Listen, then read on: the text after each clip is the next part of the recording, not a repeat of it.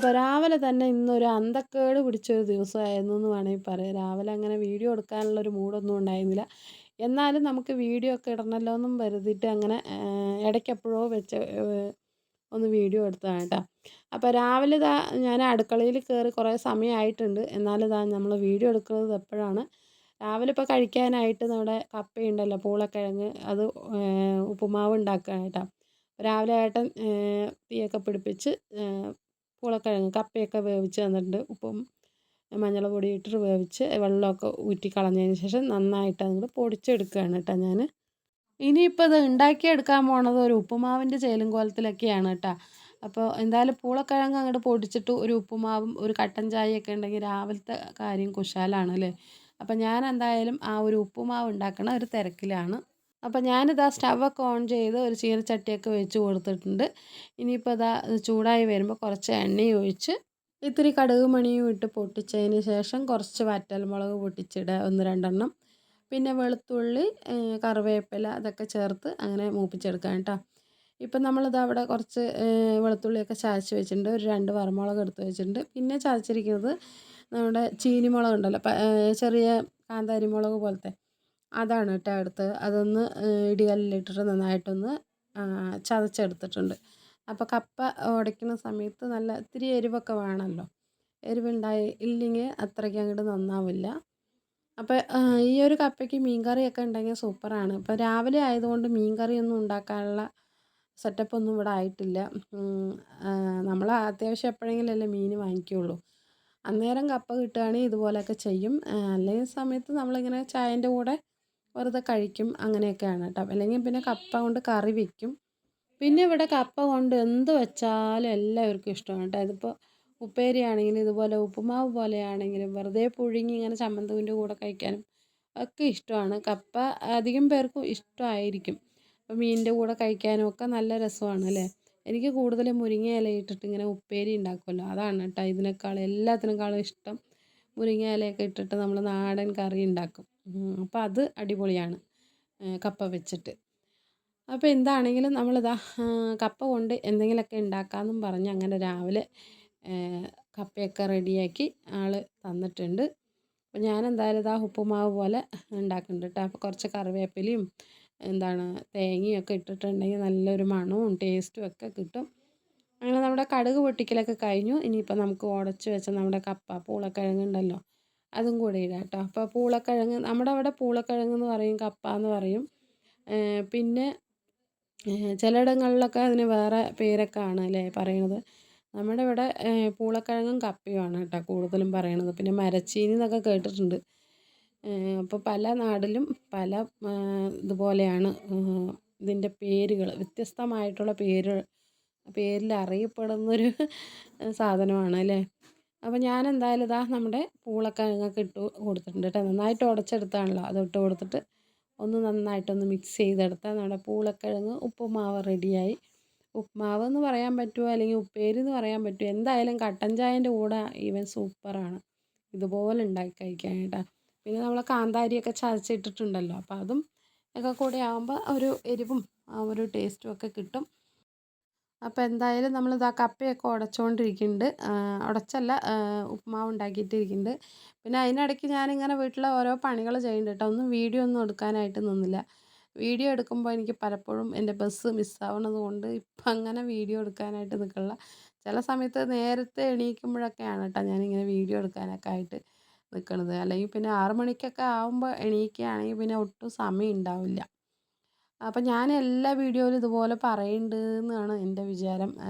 അങ്ങനെ തന്നെ പറയണം അല്ലേ, വീഡിയോ എടുക്കാൻ സമയമില്ലാത്ത നേരത്താണ് വീഡിയോ എടുത്തിടുന്നതെന്ന് പറഞ്ഞിട്ട്. അപ്പം നിങ്ങൾ വിചാരിക്കേണ്ട, ഈ സമയമില്ലെങ്കിൽ പിന്നെ എന്തിനാണ് ഈ പണിക്ക് നിൽക്കണമെന്ന് പറഞ്ഞിട്ട്. സത്യം തന്നെ കേട്ടോ. ഞാൻ എന്നിട്ട് ഇങ്ങനെ ആലോചിക്കും, വീഡിയോ ഒക്കെ ഇട്ടതിന് ശേഷമാണ് ഇതൊന്നും പറയേണ്ട ആവശ്യമില്ലായിരുന്നു, ഞാൻ എല്ലാ വീഡിയോയിലും ഒരേപോലെയാണല്ലോ പറയണമെന്ന് പറഞ്ഞിട്ട്. അപ്പോൾ എന്താണെങ്കിലും വീട്ടിലെ കാര്യങ്ങൾ ഇങ്ങനെ പറഞ്ഞുകൊണ്ടിരിക്കുന്ന സമയത്ത് ഇതൊക്കെ തന്നെയല്ലേ നമുക്ക് പറയാനുള്ളൂ. അല്ലാതെ പിന്നെ വേറെ വീഡിയോ ഒന്നും നമ്മളെ കൊണ്ട് എടുക്കാനും പറ്റില്ല. നമ്മൾ ഇങ്ങനെ വ്ളോഗ് ഇട്ടിട്ട് അതേ ഒരു ശീലമായിട്ടാണ്. വേറെ ഒന്നിനെ കുറിച്ചും ചിന്തയില്ല. വേറെ എന്തെങ്കിലും വീഡിയോസ് വെറൈറ്റി ആയിട്ട് ഇടണം എന്നുള്ളൊരു ചിന്തയില്ല. പിന്നെ ആണെങ്കിൽ ഇപ്പോൾ എന്നും പറയണ പോലെ തന്നെ സമയമില്ലാത്തത് കൊണ്ട് അങ്ങനെയുള്ള കാര്യങ്ങളൊന്നും ചിന്തിക്കുന്നുമില്ല. അപ്പോൾ ഞാൻ എന്തായാലും ഇതാ രാവിലെ നമ്മുടെ അടുക്കള കാര്യങ്ങൾ തന്നെ ഇങ്ങനെ വീഡിയോ എടുക്കാം കേട്ടോ. ഇതാകുമ്പോൾ പിന്നെ ഒരു സ്ഥലത്ത് ഇങ്ങനെ വീഡിയോ ഒന്ന് ഓൺ ചെയ്ത് വെച്ചാൽ മതിയല്ലോ. അങ്ങനെ നമ്മൾ വീഡിയോ ഓൺ ആവും, പിന്നെ നമുക്ക് വീട്ടിലെ പണികളും അങ്ങനെ ചെയ്യാം. ഇതിനു വേണ്ടി വേറെ വീഡിയോയ്ക്ക് വേണ്ടി മെനക്കെട്ടിരിക്കാനുള്ള സമയമൊന്നുമില്ല. അപ്പോൾ എന്താണെങ്കിലും ഇതാ നമ്മളിതാ രാവിലത്തെ കഴിക്കാനുള്ളതൊക്കെ ഉണ്ടാക്കി വെച്ചു. പിന്നെ ഞാനിതാ ഉച്ചയ്ക്ക് ഉപ്പേരി ഇന്നിപ്പോൾ നമ്മൾ ചീര വാങ്ങിച്ചിട്ടുണ്ടായിരുന്നു കേട്ടോ. ഞാൻ വരുമ്പോൾ ഇന്നലെ വരുമ്പോൾ എന്താണ് ചീര വെക്കുന്നുണ്ടായിരുന്നു അവിടെ.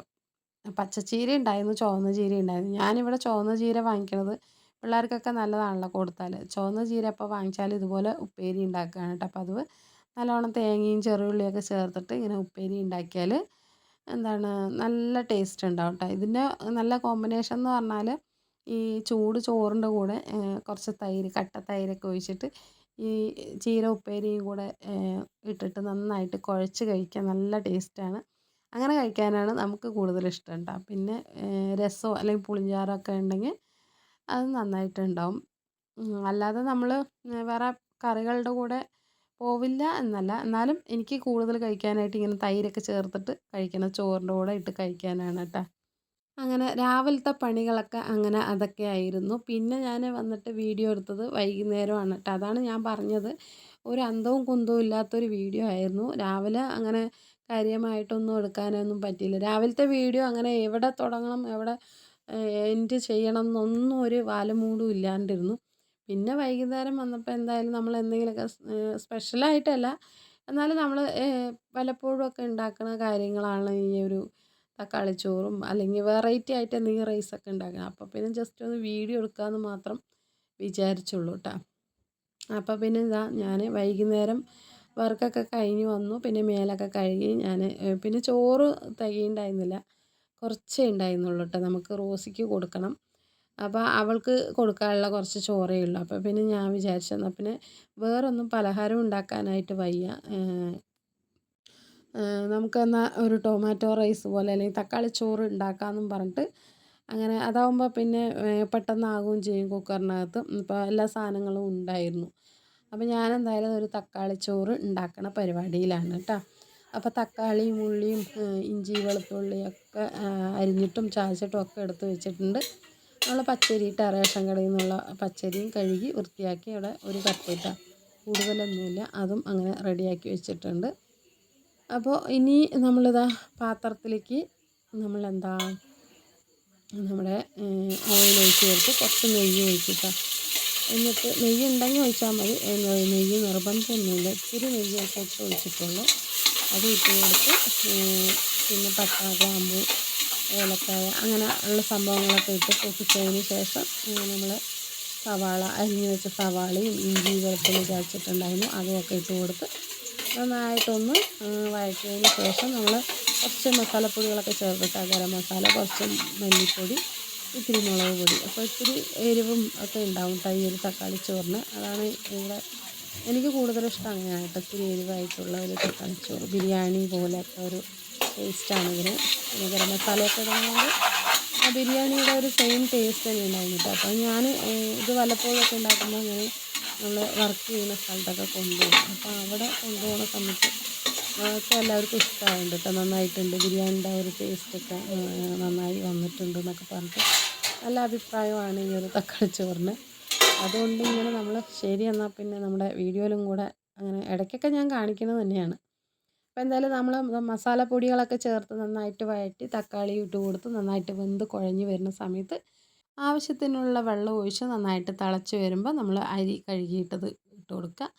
പിന്നെ ഒരു 2-3 വിസിൽ അടുപ്പിച്ചാൽ മതി കേട്ടോ, കൂടുതലൊന്നും വേണ്ട. നമ്മൾ പച്ചരി ആയതുകൊണ്ടാണ് 2-3 വിസിൽ അടുപ്പിക്കുന്നത്. മറ്റേ നമ്മൾ അതായത് നമ്മൾ ബിരിയാണി അരിയൊക്കെ ആണെങ്കിൽ പൊന്നി അരിയിലൊക്കെ ആണെങ്കിൽ അത്രയൊന്നും വേണ്ട, ഒറ്റ വിസിൽ മതി. അപ്പോൾ എന്താണെങ്കിലും നമ്മുടെ തക്കാളി ചോറ്, നല്ല അടിപൊളി തക്കാളി ചോറ് റെഡി ആയിട്ടുണ്ട് കേട്ടോ. അപ്പോൾ നമ്മുടെ തട്ടിക്കൂട്ട് വീഡിയോ അല്ലെങ്കിൽ ഒരു അന്തവും കുന്തവും ഇല്ലാത്തൊരു വീഡിയോ ആണെന്ന് ഞാൻ മുന്നേ പറഞ്ഞു. അതുപോലത്തെ വീഡിയോ ആണ് കേട്ടോ. എവിടെ തുടങ്ങണമെന്നും അറിയില്ല, എവിടെ വെച്ച് അവസാനിപ്പിച്ചൊന്നും അറിയില്ല. അപ്പോൾ എന്താണെങ്കിലും ഇത്രയേ ഉള്ളൂ നമ്മുടെ ഇന്നത്തെ വീഡിയോ. കൂട്ടുകാർക്ക് വീഡിയോ ഇഷ്ടപ്പെട്ടാൽ ഒന്ന് സപ്പോർട്ട് ചെയ്യുക. ഇനി അടുത്ത വീഡിയോ ആയിട്ട് കാണാം. അതുവരെയ്ക്കും എല്ലാവരോടും ടേക്ക് കെയർ ആൻഡ് ബൈ.